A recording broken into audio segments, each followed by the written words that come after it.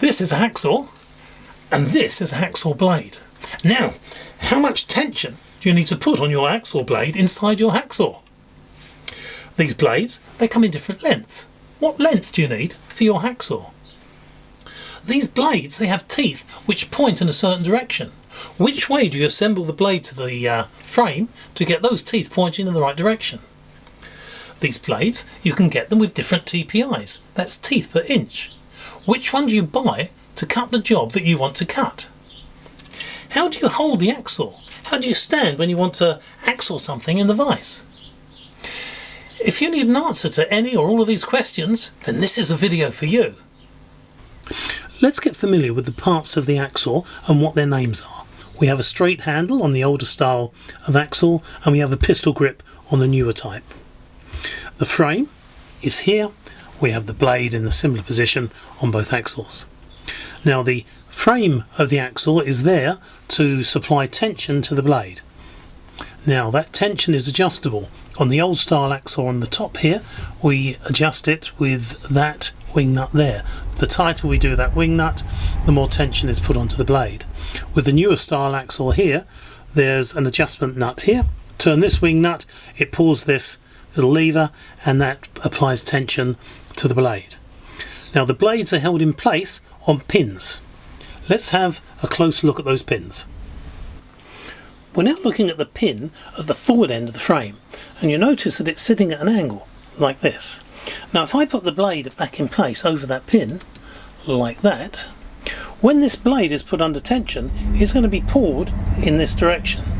What that means is the more tension that goes on the blade, the more difficult it is to get off of that pin. Now here's the pin at the handle end of the blade, and you notice that this pin sits at that angle, and it sits at an angle for the same reason as it did at the other end. If I put the blade in place just there, if I now tighten the blade with the wing nut here, so if I turn this clockwise, that will tighten the blade. As it pulls on the blade, it's going to become progressively more difficult to pull off of that pin. A note about the hacksaw blades: if you want to measure its length, don't measure its length. The length of an hacksaw doesn't go from end to end, it goes from the centre of this hole to the centre of that hole. It's just to keep you on your toes. One advantage of measuring the blades like that is if you have an hacksaw that hasn't got a blade, all you do is measure between one pin and the other, and that will give you the length of the blade you need. Most hacksaw frames are adjustable so they can take the two main lengths of hacksaw blades. Now the two main lengths are 12 inches, which is 300 millimeters, or 10 inches, which is 250 millimeters. Now this particular hacksaw, the old style hacksaw, it's adjustable at the front of the frame just here. You notice that there's a pin there, and there's also a notch on the other side, the underside of this part of the frame. We simply lift the frame, slide it along, and clip it in so that pin has now fitted in the next notch. This was set for the longer blade, the 12 inch or 300 millimeters. It's now set for the shorter blade, 10 inches or 250 millimeters. So, which is best, the 10 inch or the 12 inch blade? The answer to this is, of course, it depends. Here you see me making a cut with a 10 inch blade. And now the same cut using a 12 inch blade. If removing material is your most important consideration, then you'd want to use the 12 inch blade. It's 2 inches longer, so you can cut more material per sawing thrust than you could do with a 10 inch blade. Now, say you had to make a cut but in an area of restricted access. Now, if you could reduce the length of your hacksaw by 2 inches, now that could be quite an advantage. Another thing, a smaller frame is a more rigid frame. Some say this makes the saw easier to control. I'm not really sure about that, but it definitely makes it easier to store in your toolbox. Hacksaw blades can be installed into the frame either way round. The correct way is with the teeth pointing forwards, so the hacksaw cuts on its forward stroke. These teeth are pointing to the right, so this blade should be mounted in the hacksaw with the front of the hacksaw to the right. Normally, manufacturers will place an arrow on the blade. This arrow should always point towards the front of the hacksaw. It's showing which way the teeth are pointing. The number of teeth on a blade is specified in TPI. That stands for teeth per inch. Push a rule against the blade, count the number of teeth in an inch, and you have the TPI of that blade. There are 4 main TPIs to choose from: 14, 18, 24 and 32. This now begs the question, which one do you choose? This depends mainly on the thickness of the material you want to cut, and not so much on what the material is. A good rule to follow here is this: there should always be at least 3 teeth in contact with the job at all times. All the force you're pushing into the hacksaw bears down only on the teeth in contact with the job. Less than 3 teeth and the force on the remaining 1 or 2 can be so high the teeth will break off the blade, and that's not good. There's a broken tooth just here. Once one tooth has broken off, the next tooth in line is under more pressure. It will eventually break off, and so on it will continue until all the teeth behind that first broken tooth are gone. If you have more than 3 teeth in contact with the job, then that's fine. You won't damage the blade, but you may find that when cutting soft materials, you'll have to stop and clear the blade of swarf more often. Here is an easy way to choose a blade with the correct number of teeth.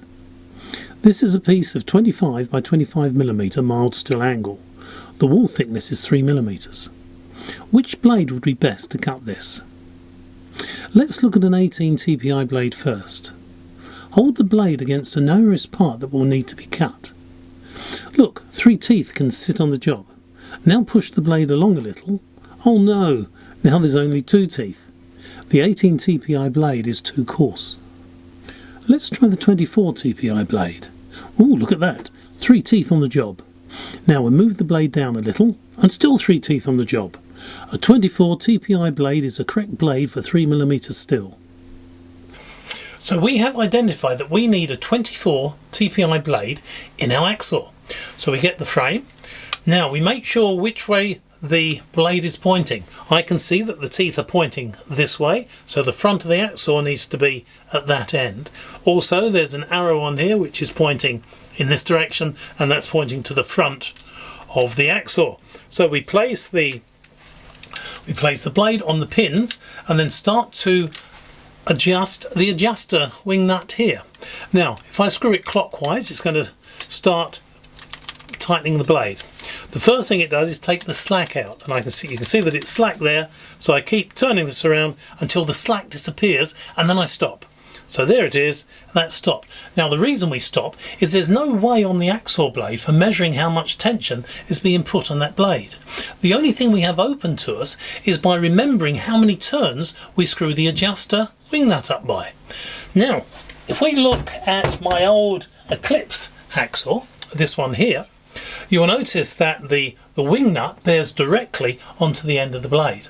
Now actually printed into the top of the frame it says take the slack out of the blade and then advance the wing nut a further 3 turns. Now I happen to know that this hacksaw works really nicely if I advance the blade just 2 turns. Now let's go back to this pistol grip handle. Now we're not putting the tension directly on the end of the blade here. It's actually going through, if I turn this around you can see it better, it's actually going through a lever arrangement here.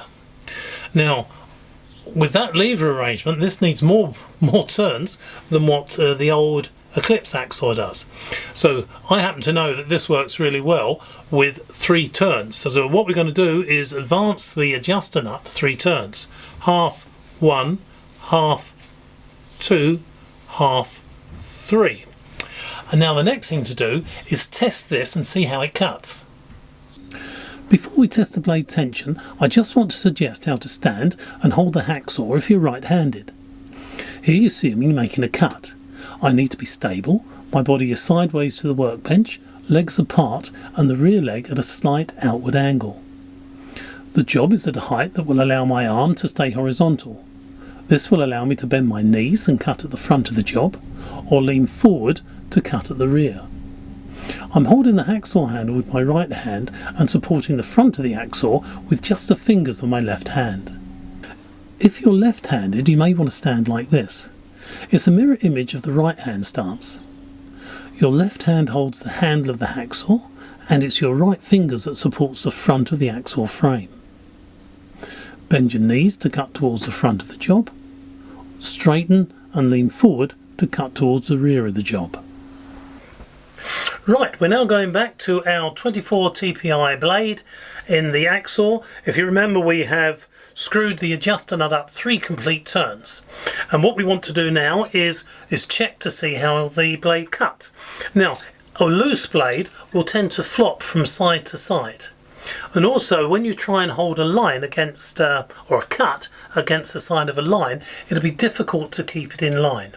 So, with this hacksaw, I'm just going to start this cut.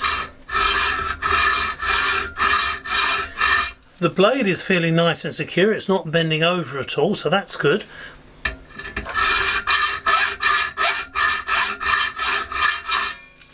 And I can also see that I can hold the line, or the cut, against the line, and that's good. So on this particular blade, the 3 whole turns which I put on here is fine, and it's hacksawing quite well.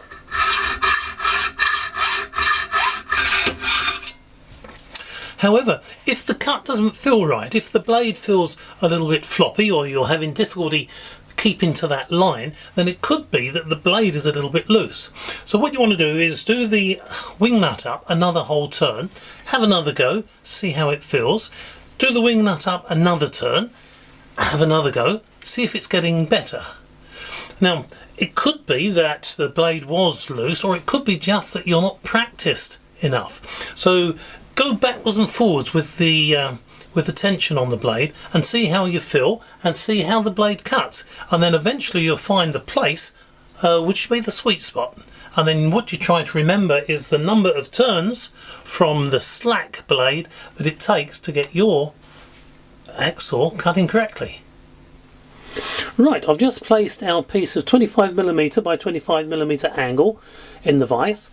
I've scribed a line just down here, and I want to cut with the hacksaw on the left hand side of that line. I don't want the hacksaw touching the line or going through it. Now when you start an hacksaw cut, the blade wants to jump around. Now the reason that is because there's a sharp edge here, so we haven't got 3 teeth touching the job, we've only got 1 or 2. Now we don't want to damage any of the teeth, so what we want to do is move the blade backwards and forwards very slowly, but also we don't want to push down too hard. Now if I put my thumb just here and then bring the blade up to where I want the cut to start, which is just on the left hand side of the line, if I now go backwards and forwards, I can do that a few times. That will wear the edge off and enable the cut to start in the correct position. Now, another way to start this cut and start it in the correct position is by using a file. Now, this file has got a safety edge. This edge along here, there's no filing on. So I'm going to put that close to this line, and then using this corner here, file a little wedge into the corner of the line,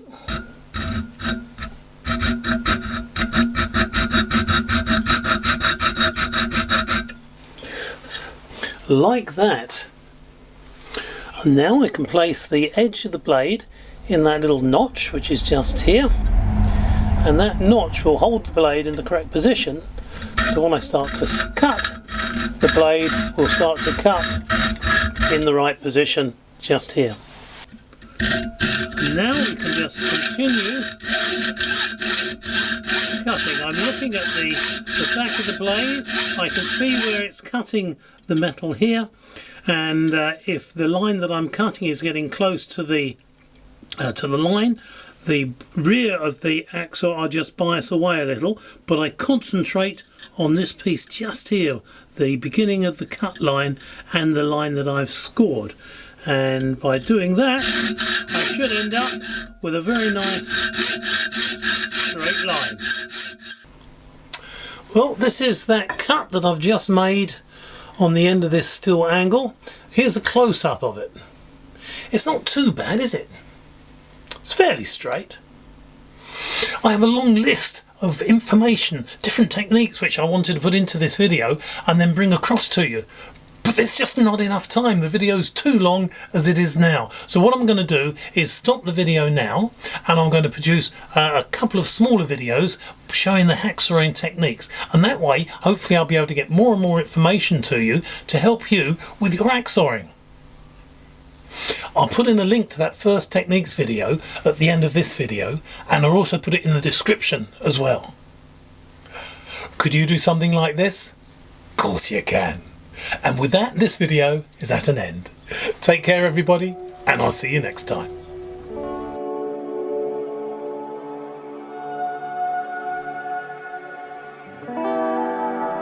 Could you do something like this? Of course you can.